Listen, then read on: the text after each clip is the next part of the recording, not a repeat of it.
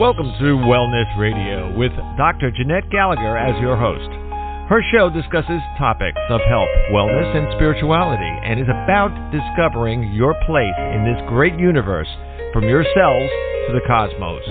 Along with her guests, in casual conversation, she strives to ask the difficult questions that may be holding you back from a vibrant life, and shares new ideas that may inspire you to make a change in your life that you only can see in your dreams.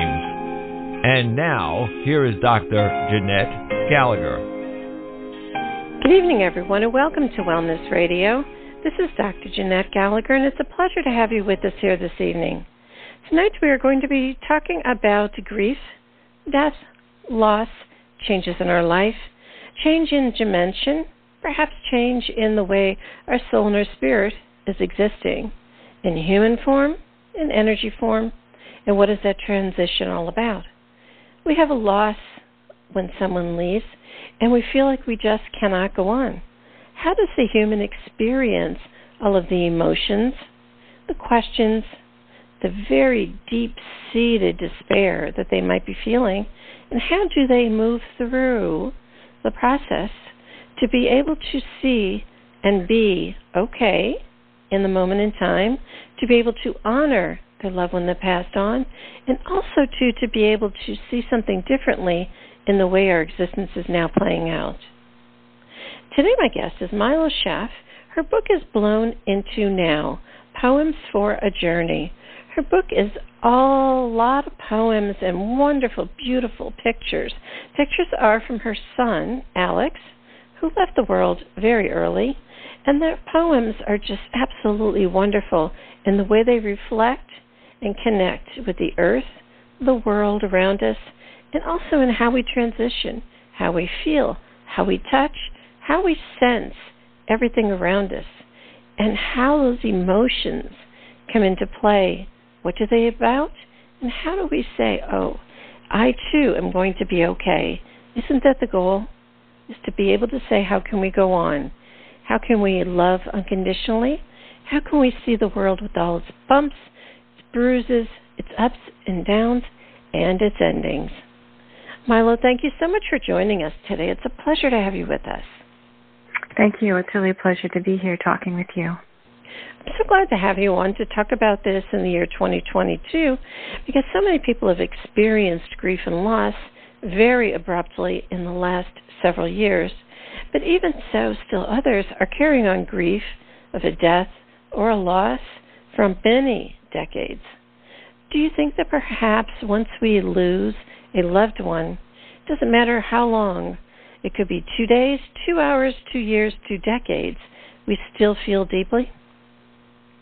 Oh, that's so true. When my son passed, he was 24 years old.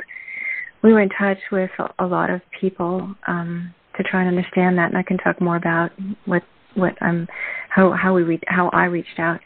But it was a colleague of ours, my husband and I, and he had lost a child at age 2 with a brain tumor, and he was in his 60s, and it was still an incredibly difficult and experience for him, and he was still really deeply grieving.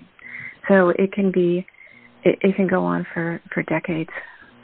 It definitely can. Even with my experience, my son had tried to commit suicide so many times, like 13 times, but he's still with us. And each time, that too, for people in that process and their families, say we come to the edge, we're hanging over, and we're just so scared. How can we help?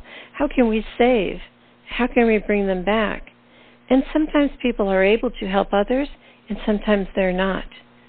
Do you think that when we come to the point of that hanging over the edge and is the soul ready to go on, that we say, what do we do? What do we not do in their lives? And should I have done something differently?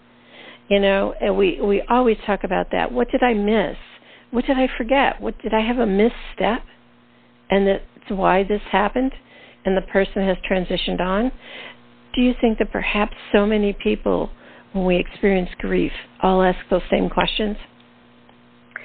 I think a lot of people do.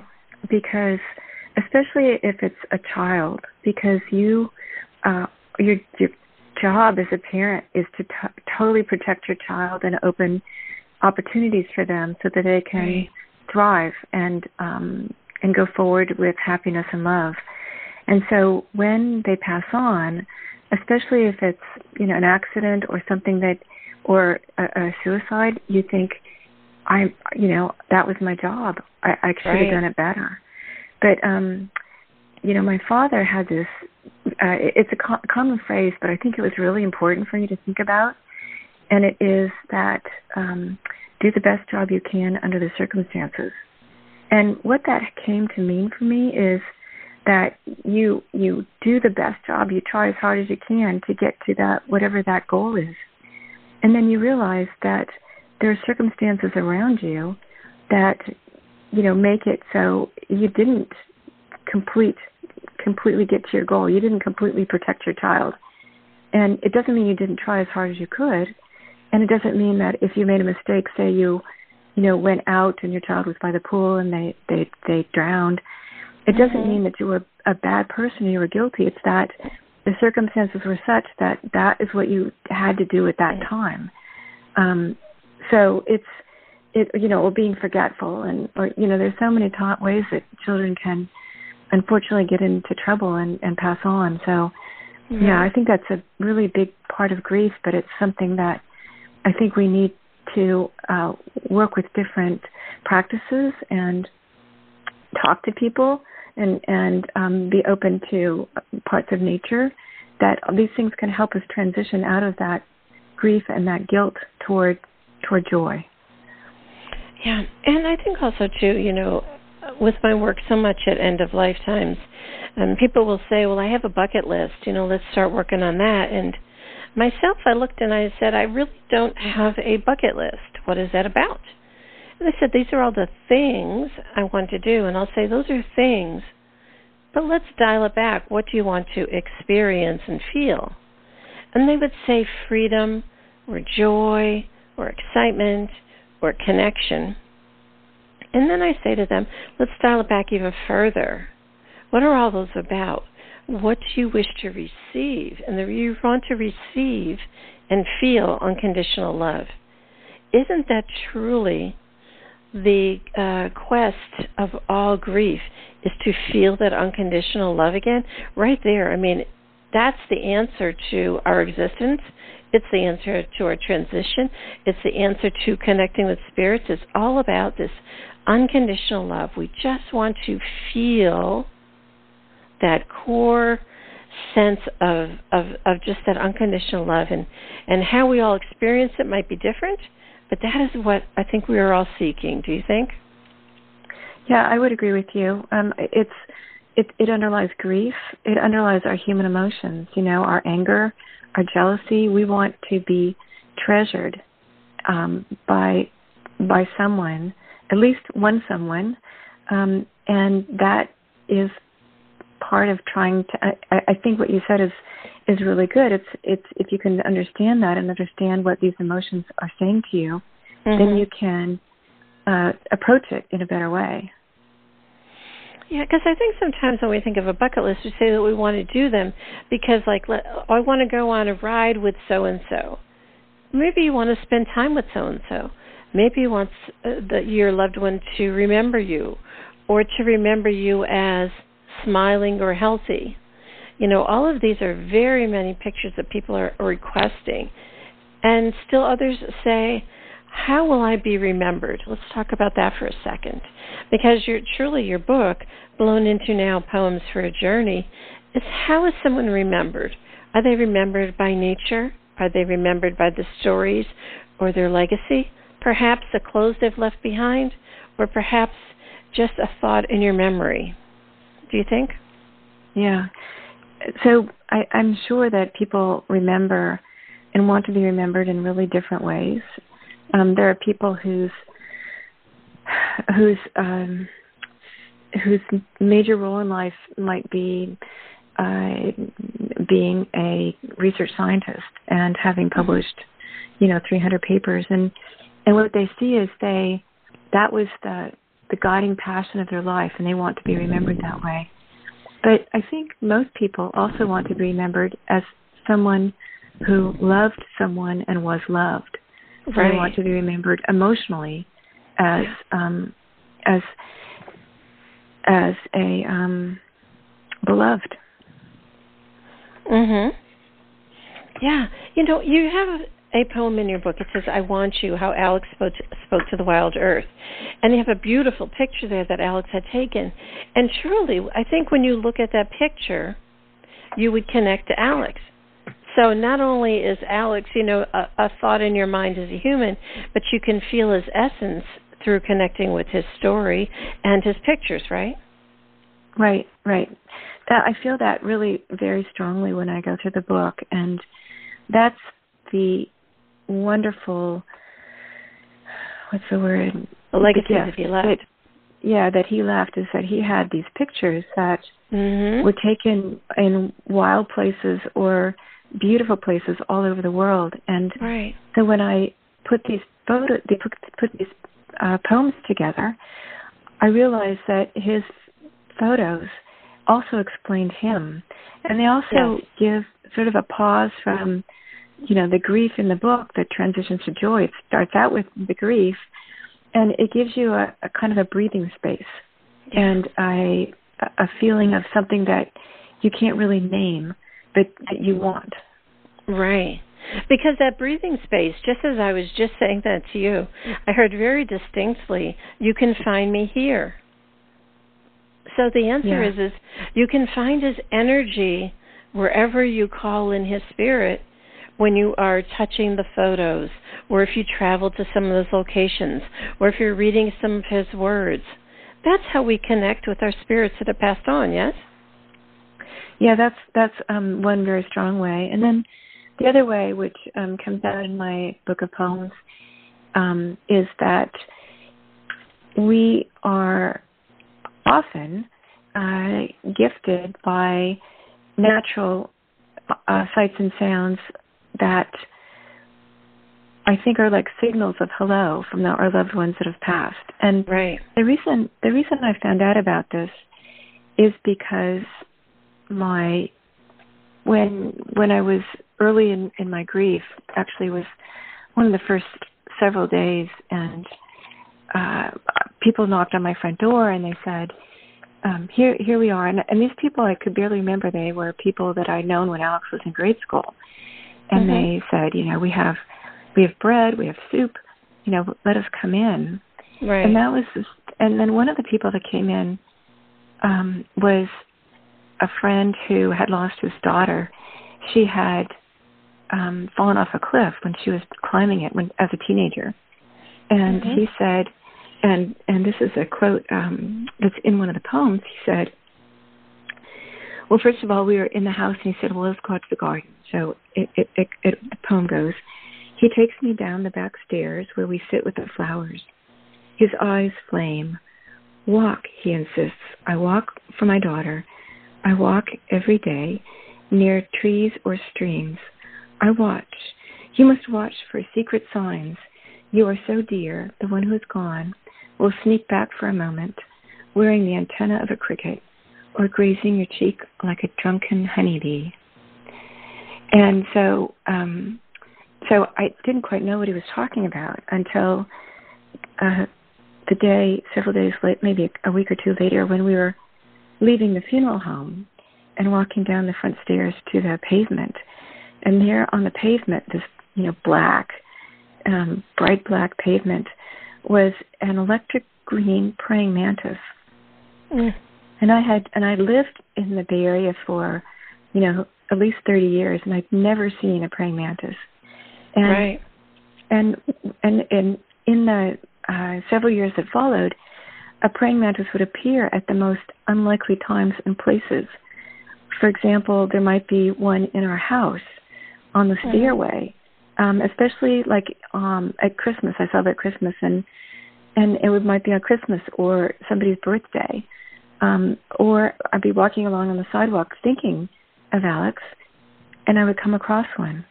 So this is another kind of way that nature helps me connect with Alex. Yeah. And it's so wonderful because actually they're being guided to be there by the Spirit. And I think that's so interesting because, there's many times people will say, I smell something, or I feel something, or this certain food will always end up in my basket, or perhaps, someone will use a word or something that will just kind of wake me up, and I know that those that have passed on are around. I think people long for those connections, and they want to bring them in and hold on to them so tightly because that's truly what soothes their soul. It helps them through the times of grief. But it's also knowing that there is someone walking with you along the path of life and that you're not alone. Because sometimes when people have people pass on, it may be the only person they truly had, and then they feel very alone, and physically they are. So a lot of these really connections, what we're talking about today, is how do we recognize that souls and spirits are eternal beings and that they can connect with us, right? Right. That's really true. I had another instance of this, or experience of this, after my father passed on. And it was really different, his passage from my son's, because he was completely ready. He was very elderly. And he had been sent home on hospice, and after a couple of weeks on hospice, he whispered to me, why am I still alive? I was supposed to go home and pass on. And so I didn't have the deep grief. It was more like he was released, and I felt he was happy. But I was thinking of him, and driving on the edge of sort of a farm country, and I saw a place along a small stream with a beautiful warm rock in the sun. And so I parked and I went over to sit on it, and I closed my eyes, and I was thinking of my father. And something told me, open your eyes. And I don't know if I felt something or heard something, but I opened my eyes, and there were like, 300 or 400 white butterflies all around, my head, on my shoulders. And again, it was just like a hello. Everything is good, and I'm happy. I'm happy to let you know, or something like that. Yes. Yeah. Yes. And that's so vitally important. I think many times people will brush it off, and they'll think, oh, but my connection to my loved one, I wanted to show up this way, and they diss everything else that shows up. You know what I mean? So in other words, they have it in their mind that this is how they have to connect and see it to be able to prove it or validate it, instead of accepting what might show up in all of its other glory and just say, whatever it is, I'm open to that. I think you need to be open to that, because sometimes when you get so stuck in that little blinded line, you might miss everything along the way. Right. The other thing that I learned really clearly is from other people and from my own experience is that being in nature is incredibly helpful in healing. And the time that this became most clear, the first time, was I was in Santa Cruz, which is a beach town in California, and a friend had lent us a cottage along the beach, and I was looking at the sunset, and then there were pelicans, skimming along the waves, and the incredible beauty was so healing. That I actually have a poem about that if you want me to read it. So this is called Promise of the Elements, and each verse, there are 3 verses, and each verse is an element, so a part of nature. So you'll hear about the rain, snow, and sun. And so here it begins, Promise of the Elements, and it's for all who mourn. And when you cry, I will find you. When you're breaking or empty and you can't speak, close your eyes, lean your head back, feel my silver fingers, loosed from above to wash free your fears. Or call to me when I climb on a northern wind, or when I dive like a seabird, uncaged. Always I will come by summer's end, a white cloud of plush, thick on meadow grass, quiet you with a blanket. Or when someday the white, gray, and black shiver and dissolve, I will make you warm.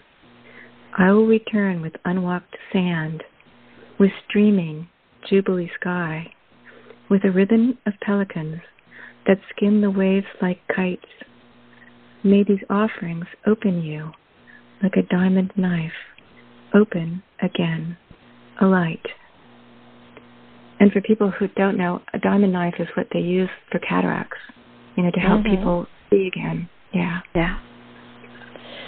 I think sometimes when we get out in nature, sometimes it takes away all of the stories and the thoughts and the stuff that keeps playing on in our head. And when our consciousness and our mind can just close down for a little while and just be quiet, that's when our heart can start to open.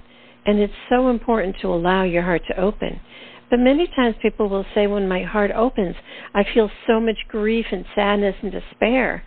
And it's been such a journey for myself. I'm almost 70, and I've been doing this work with people who are passing on, since I've been very little. I used to have a cemetery that was next door, and every single day I would go over there and just lay down and play with the spirits in the cemetery. That was what I did. So I pretty much am really connected. But the idea is that when our heart opens, and people say, well, I start to cry. I start to have so many tears like rivers. I say, that's absolutely wonderful. You're letting out all of that pent-up love that you've been holding on to, and just let it go and let it flow.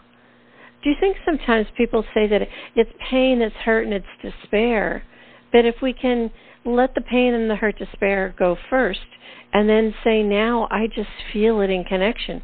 Because just as you shared in your book, you have one set of emotions in the beginning right after a loss, you have another several months later, and you have another even decades later.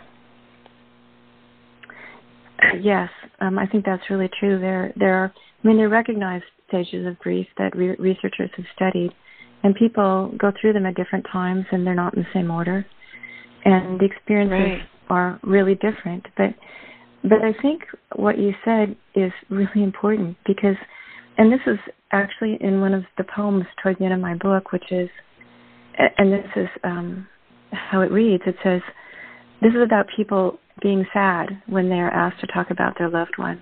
Right. And the quote is, perhaps they forget, like me, how pain unshuts the crazy sweet of you. Mm-hmm. And so that's a way of you feel that pain, but then you remember how much you love them. Mm-hmm. Yeah. Because I always have said, and many philosophers have said, is that love is the only thread that connects us all. So if we're trying to call in the spirits or our loved ones, maybe we best, eventually we'll get to that place, and it'll be very, it'll be more with ease. You will feel that deeper connection. Do you think perhaps you feel, after I've written this book and connected the poems and the photos and speaking with people as you are today, that deeper connection with Alex? Oh, definitely. And I would say that this process of creation of the book and the poems, they sort of demanded to be written. They were very, provided a lot of relief for me and helped me learn where I was in the journey and what I could do next.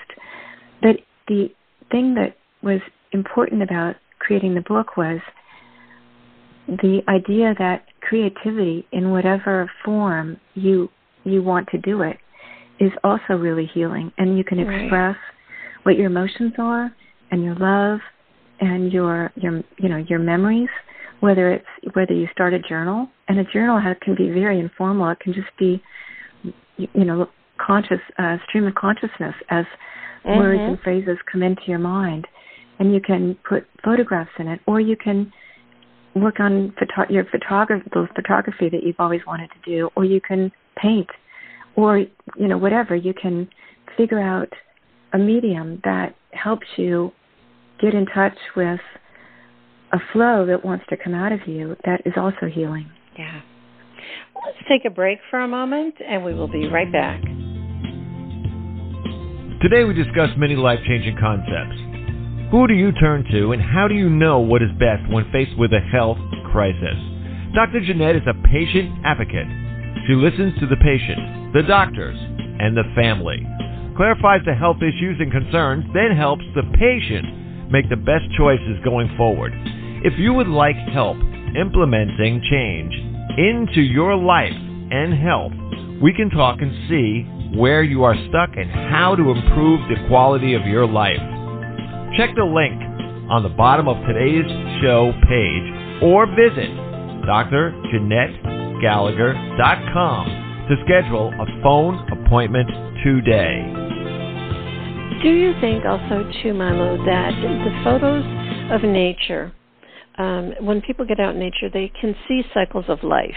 In other words, the leaves on your tree might only have a year. A lizard might only have a season. A pet may have several years, but not more than 2 decades. And when we start to see this, we see that things continue on. Sometimes when people say that my loved one left and has died and passed on, and I can't go on. But nature shows us that we can, with help and support. Sometimes when trees, I live in New Orleans, after hurricanes come, they really blast the heck out of nature. It's almost unbearable to see that it will or won't exist again, but yet it does. It does come back. And there are some things that do, and there's some things that don't.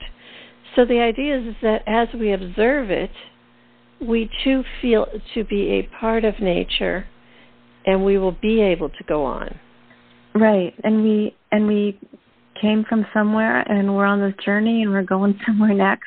Mm-hmm. That all, as you see the seasons change, that's so clear. And walking, or even the days change things. Flowers bloom, and there are seeds, and then they bloom, and you not only think of how it changes and it goes on. It's like it has been doing this for billions of years, right? And this is one moment, and we have had the one amazing experience of this loved one, and we're part of nature. It's not going to stop. Yeah, that's right. Yeah, and I think sometimes we say that we want support from other people around us when we're going through the process, when we've had a loss, but yet we really don't want to hear what they have to say. Do you think perhaps that emotions, feelings, just sitting in silence with someone speaks greater volumes than perhaps the words that we try to connect with someone? I think it's very person dependent, and some people find relief and comfort in someone who's just talking to them. I actually found that hard, especially in the early months when people would come up and say, "I'm so sorry." I just didn't know what to say. Right. And so I just thought if they could just hug me and keep on walking, that would be the best. Right. Yeah. And I think we're finding that more and more, especially when people have left the world very abruptly, as they have in the past few years. People are saying, no, you don't know. And the answer is, no one knows anyone's journey. No one knows anyone's pain. We may believe we've had a similar experience, but we've not had the same, right? Yeah.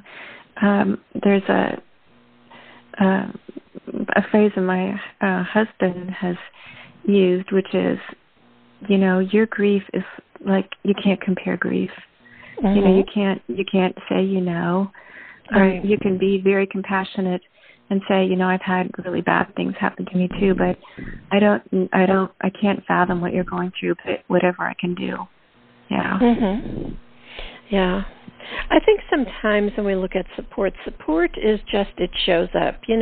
On my patio I have 2 plants, and one was on either side, and I noticed one day, and I said, I do companion planting, like I'll put something in the pot that I know, And then I would just throw a bunch of seeds in the dirt around it and just wait and see what shows up. And what happened was the morning glories had joined the two plants together on the patio.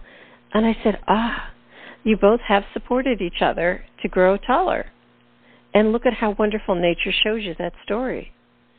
So I think sometimes we forget that people can do that too if they choose, right? Right. One of the things we realized early on is that Alex had so many friends and they wanted to say goodbye to him in some fashion. And we did have a small church service, and then some of our friends took it on to, rent a hall and put flowers all around and organize the people who wanted to speak and or sing or play music. And it was, it was that our friends and mainly our friends, because our family was, the close family was pretty not able to do that.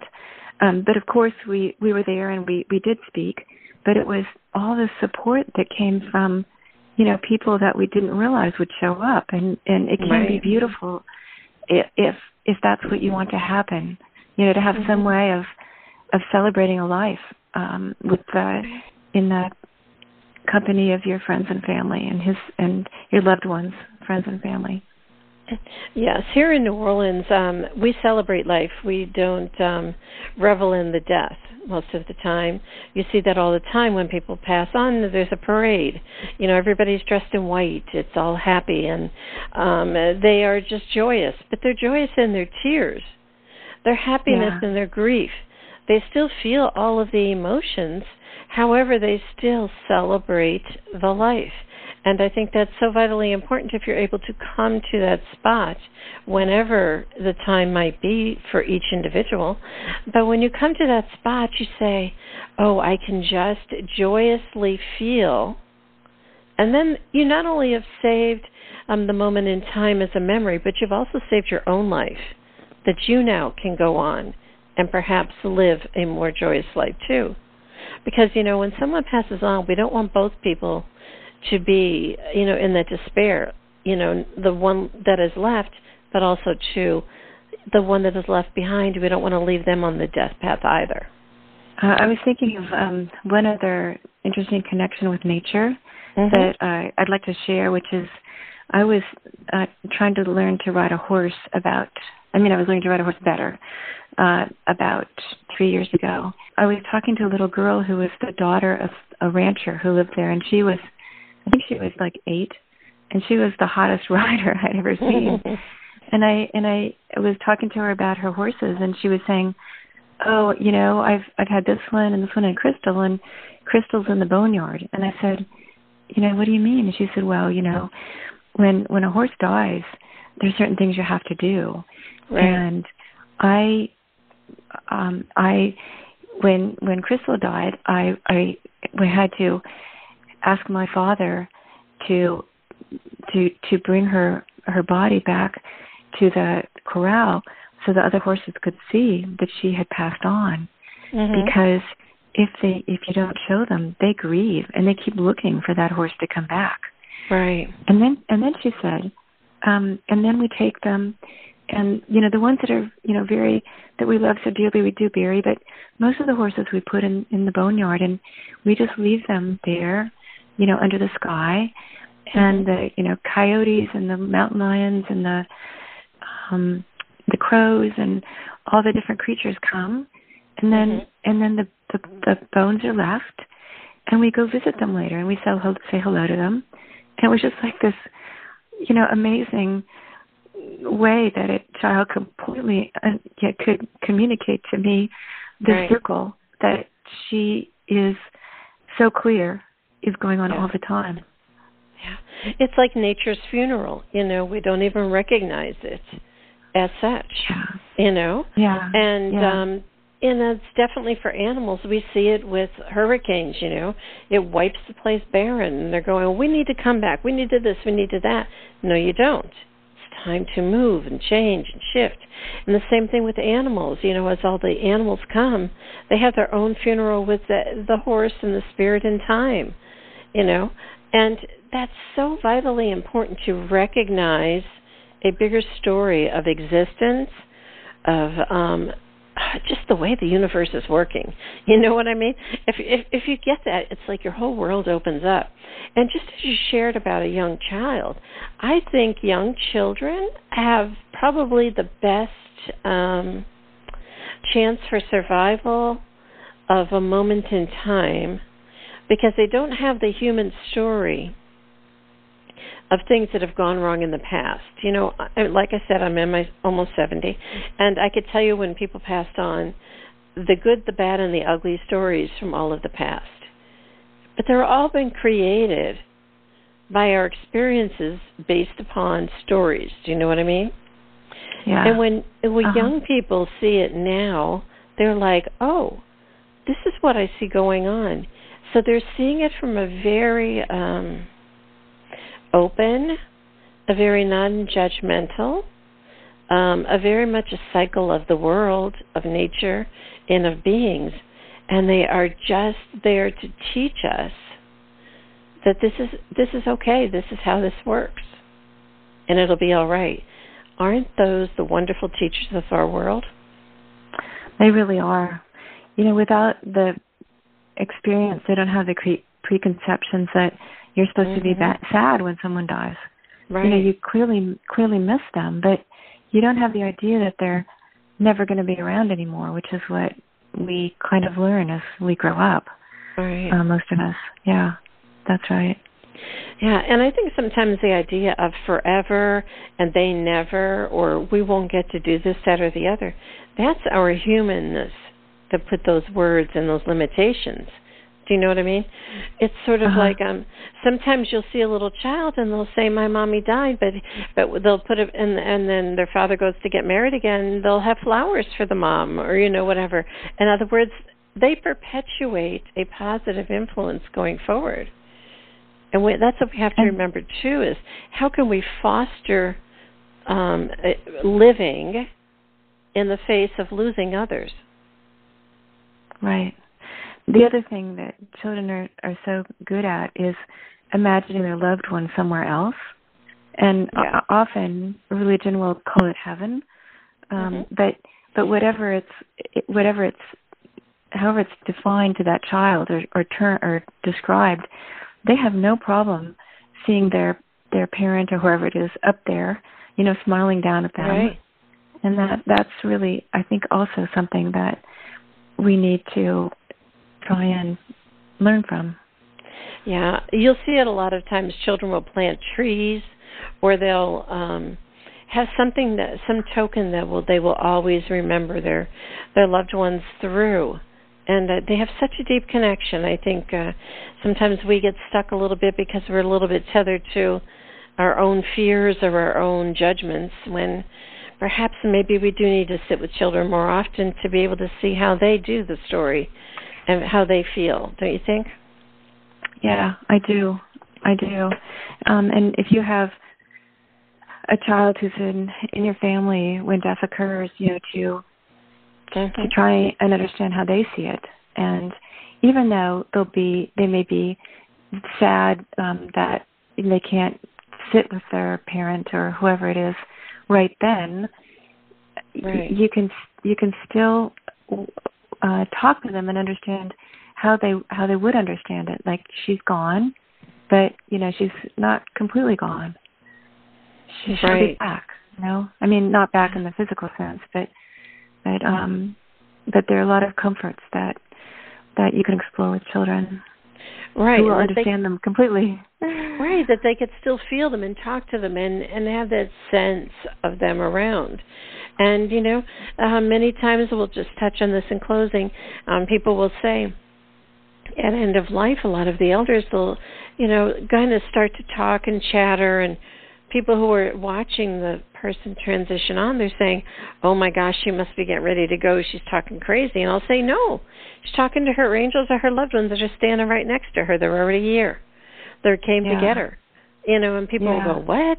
You know, but also, too, if we can see that concept, children understand that innately, you know.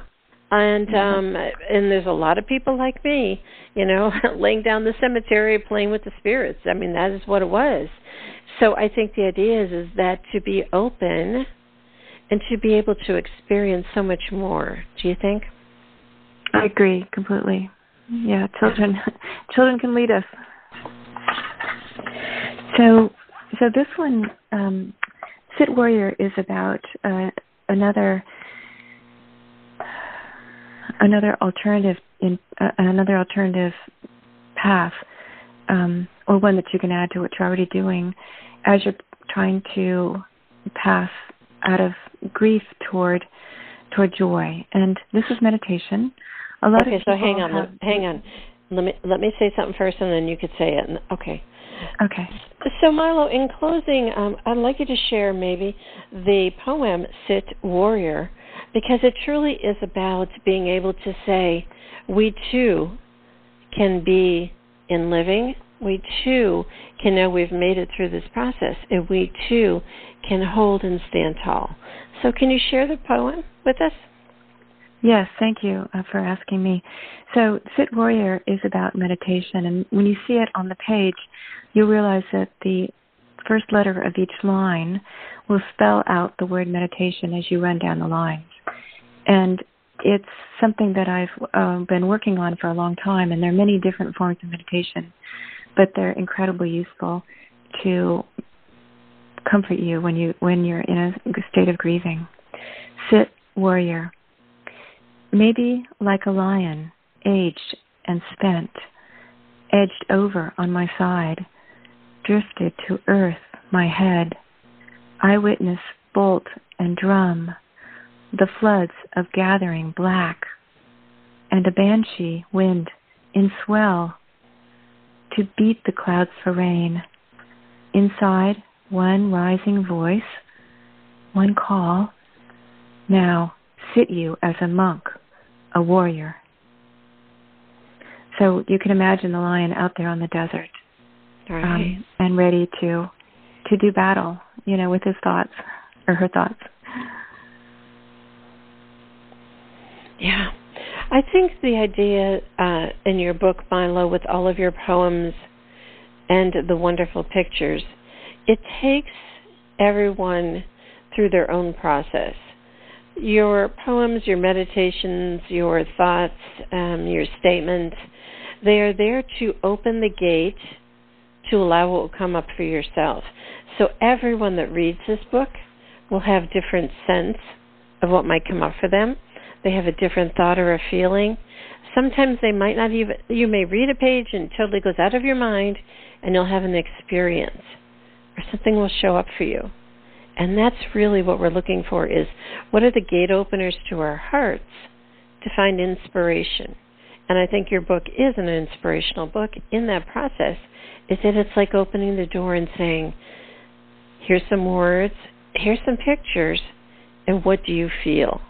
That's what we want. What do you feel in this moment in time, right? That's exactly right. Yeah. I have so much enjoyed talking with you, and I just want to let people know where, if they want to get the book, they can. Mm-hmm. Right?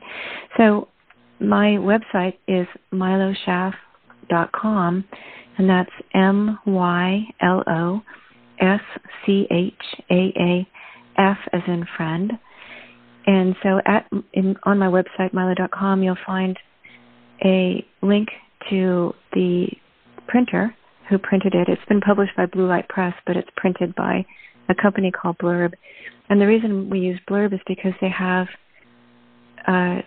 much, much better printing than most poetry books. And that, in fact, makes the book a little bit more expensive because we had to use high-quality paper. But the good news, besides it's a beautiful book that you can hold, other good news is that I'm going to have an ebook available. It should be through Amazon, and it'll be noted how you can find it on my website, and that should just be $5 or less, so people of all backgrounds and can get it. And if you have trouble, like if you live far away or overseas, then that will be a good way to get the book. Very good. Well, Mylo, it was such a pleasure to have you with us here to share your experience of how you transitioned through this life journey and to be able to say you, too, are still celebrating life and helping others. So we thank you so much for joining us. Thank you again. I really appreciated talking with you. If you'd like more information about Mylo Schaaf, again, the book is Blown Into Now, Poems for a Journey. Please do click on the link on the bottom of today's show page to go directly to her website for more information on the book and to be able to purchase it. And also do keep out an eye for the ebook. And it truly is about being able to say, I am in this world for a moment in time. It's a page in my book. This is a lifetime. Be it short, be it long, we never know. Many times people will say that it's not fair, it's not right.